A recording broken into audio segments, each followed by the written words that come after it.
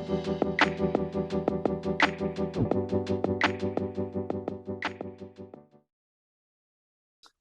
afternoon, everybody, and welcome to the latest episode of the Undiscovered Metric with me, JJ Haig. Throughout the series, I'll be joined by leading marketers and data analytics experts to dive into some of marketing's most common data sources and some of the less common metrics you need to be focusing on. In this episode, I'm joined by Sinem Soydar, Senior Digital Marketing Manager at Vodafone. So, Sinem, without further ado, would you mind just giving us a little sort of quick intro into your role and how you got into working with data? Sure, JJ. Thanks for the invitation, by the way. It's good to be here with you. I'm working for Vodafone for the last 4 years, and I'm in digital marketing domain for the last 20 years now. And we are working on a very interesting project that I'm going to touch base today, which is full based on data. But as you know, digital marketing means data. So I'm used to data for the last 20 years of my life. Just before we jump into the whole conversation around sort of different metrics and things, we talked offline about Project Orbiter, which is a big project that you've been working on at Vodafone. Can you just give us a little bit of background into that and why it was so important for the company? Let's one step back to the vision of Vodafone. For the last couple of years, we are focusing on digitalization of our commercial journeys. That's why we want to have a bigger look on the digital marketing and sales efforts. Then we want to run a central effort that we can see markets performances, as well as we can have an overall view, so we can create more insights for each market. That's why Project Orbiter had been launched. And what we do, we're trying to address the consumer's journey, starting from the first impression, ending by the activated sales in our lives. So it is big three verticals, like the upper funnel, mid funnel, and the lower funnel journeys in our lives. And it gives us lots of incredible insights that we can optimize our business, can come up with the new creative ideas. Of course, we need to work with the several stakeholders from different verticals, from technology, from brand media teams, from marketing teams. And it's also a B2 of it that we can collaborate in that scale of business. As part of this, you've created a leveled metric system for your reporting. Was there a particular reason as to why you chose this structure? And then how do you prioritize some of those metrics that you're getting out of this leveled metrics? Great question. Thanks for that one.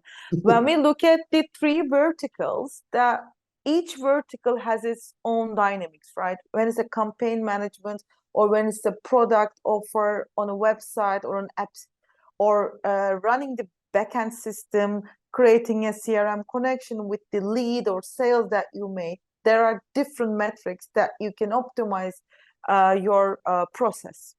Of course, when you count it, it becomes 50 different metrics can impact on business, but you cannot put these 50 different metrics in front of the decision makers or senior level team, right? Like your exco, like your board.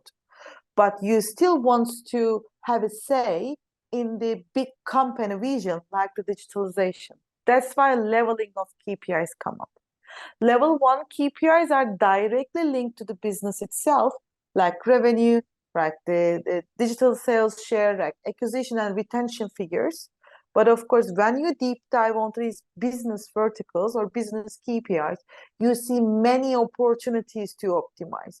Optimize the campaign performance, optimize the campaign creative, optimize the website journey, optimize the tracking methodology on app. There are many things that I can list here right now.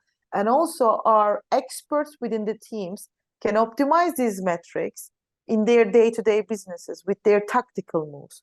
So what we promote right now within the teams that we offer as a service, while the decision makers can see limited KPIs and can come up with some ideas and decisions, our experts can see their verticals, which are relevant to other verticals as well, but they can come up with quick decisions, which is really mapping with our way of working, which is agile. So to keep the pace in our system, the cadence, we are looking small metrics like level 2, but also we always have the link between the level 1 KPIs.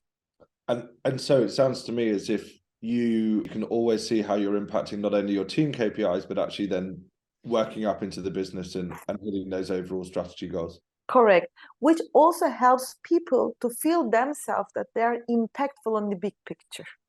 Otherwise, it's going to be only expertise in your own domain, but your domain also very critical to achieve the big success. So it is not limited to a data project, it's also a collaboration project, building a culture together. And just on that, would you say that if anyone that was going to start this project, you need to start from the business goals and business KPIs first and work Correct. the other way?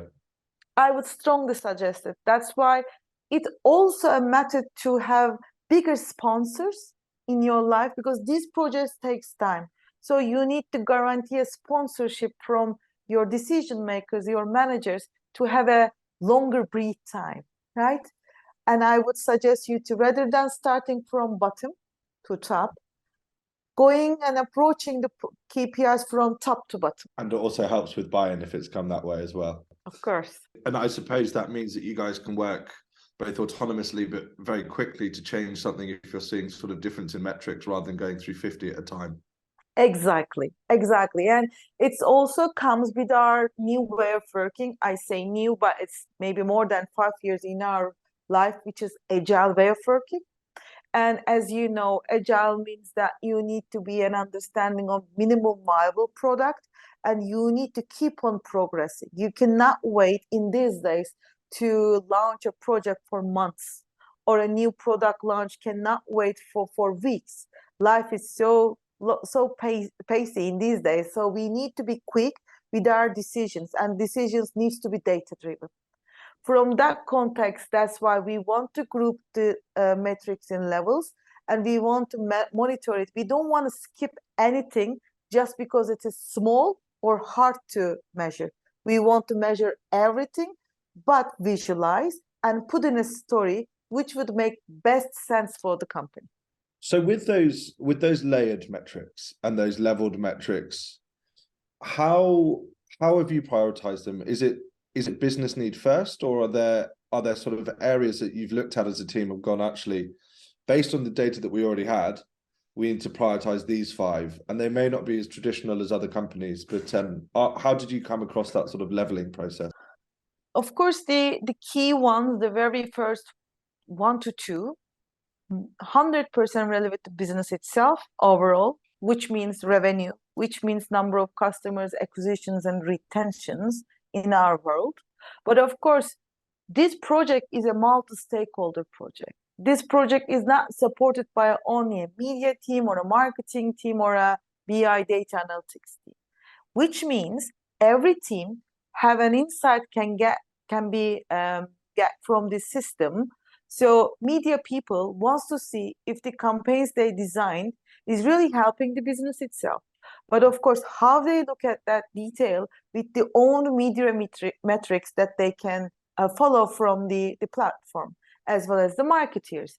If the cross-sell multiplier is good enough for that project with all the relevant variables, or the backend system can address if there is any conversion problem on the website, or let's say in the CRM side.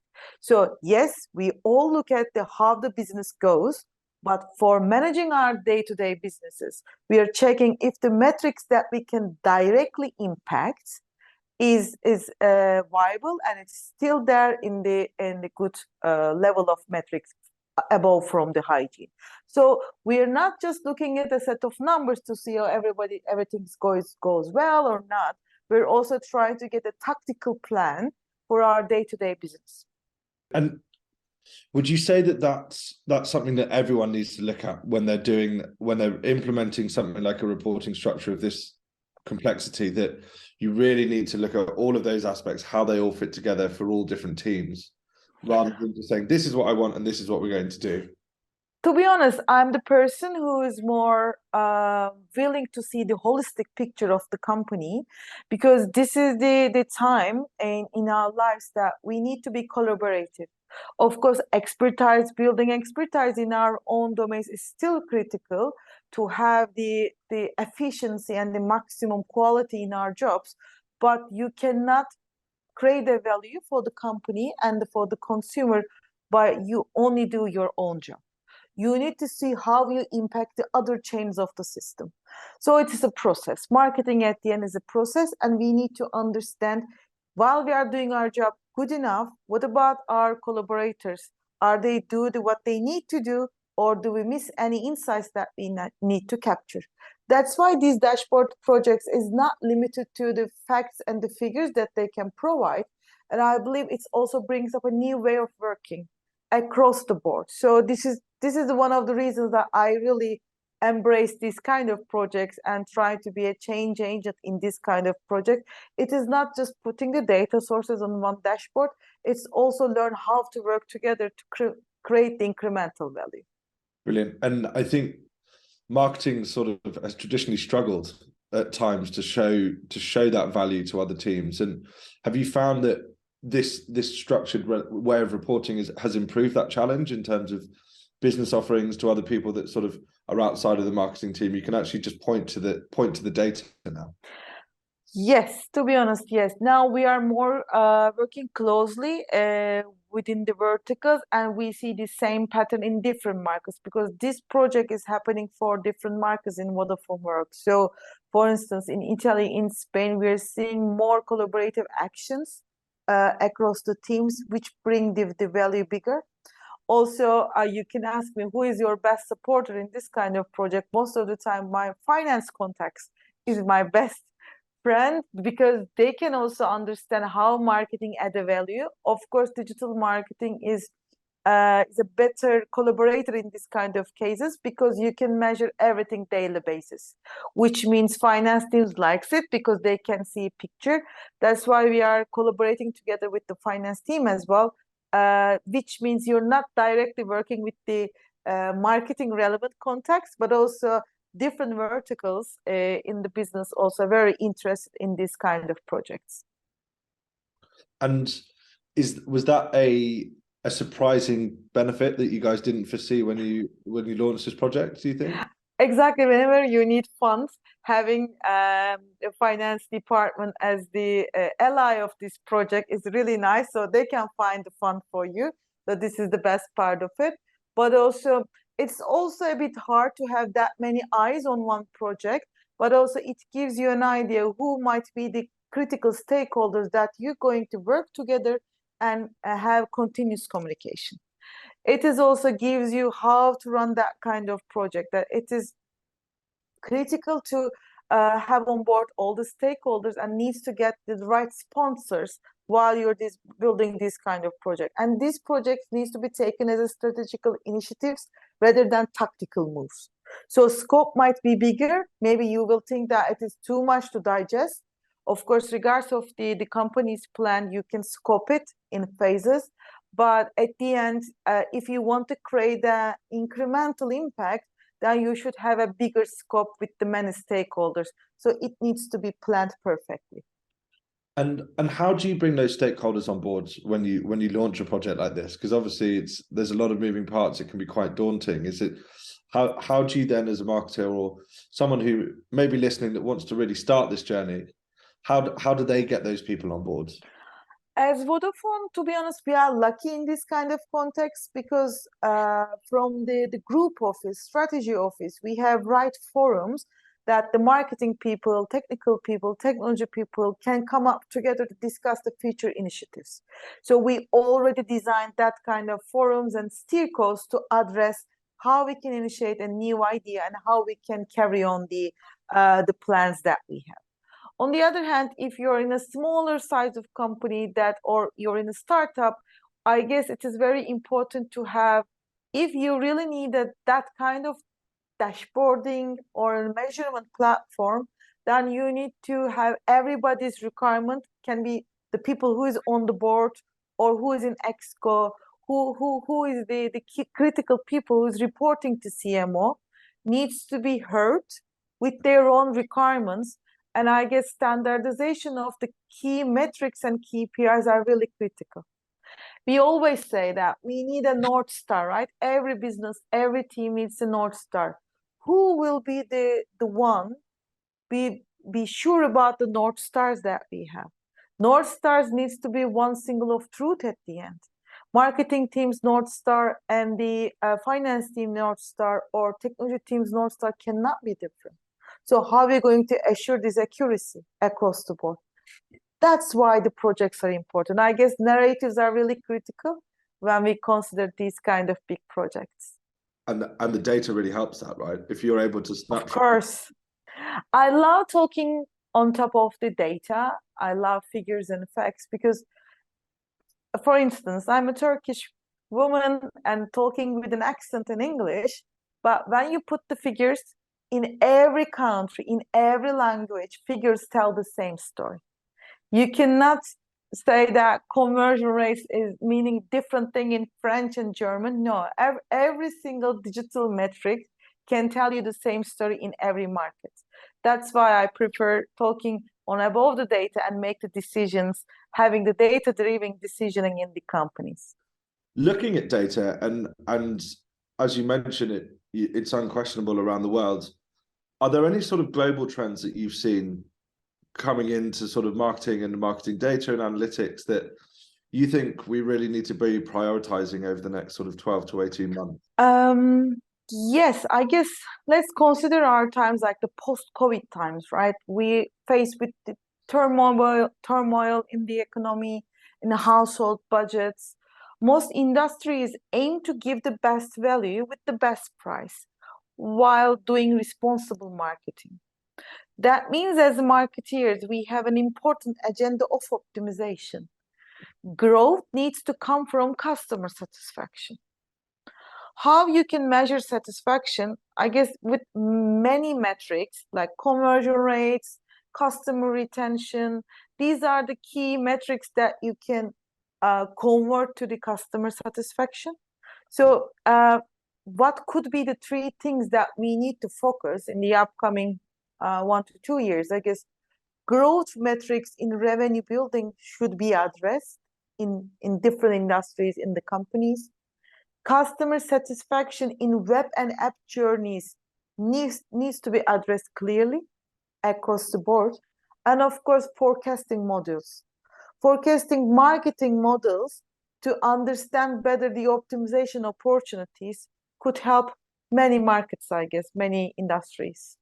Thank you. And I think, yeah, the customer definitely is coming to the fore again, aren't they? Exactly.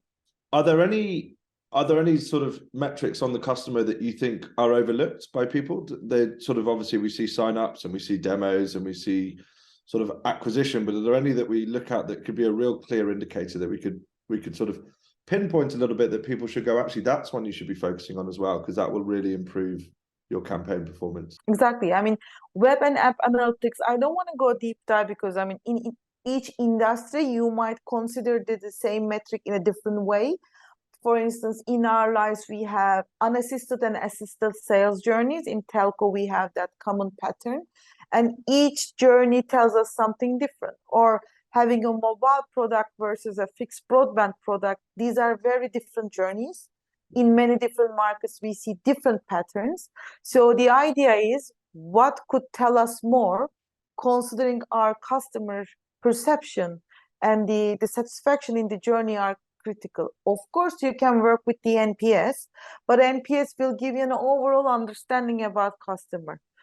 If you want to go deep dive on the tactical part of it, what you're going to add to your backlog to fix the other day on the next sprint, you need to be very hands-on on the analytics side of it. And of course, the directly correlated variables, like you said, campaigns. Maybe campaign A works better with the mass segment, but not the high value customer segment.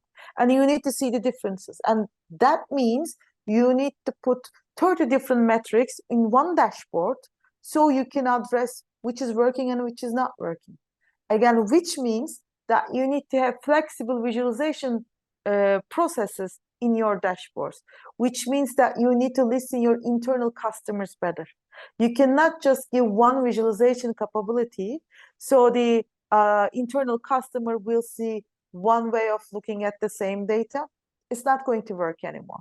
So it needs to be flexible, that your people from media team, your people from backend team can address and prioritize the key metrics for them, but adding the extra value of the other metrics to achieve the business results. So the picture is bigger, in my opinion.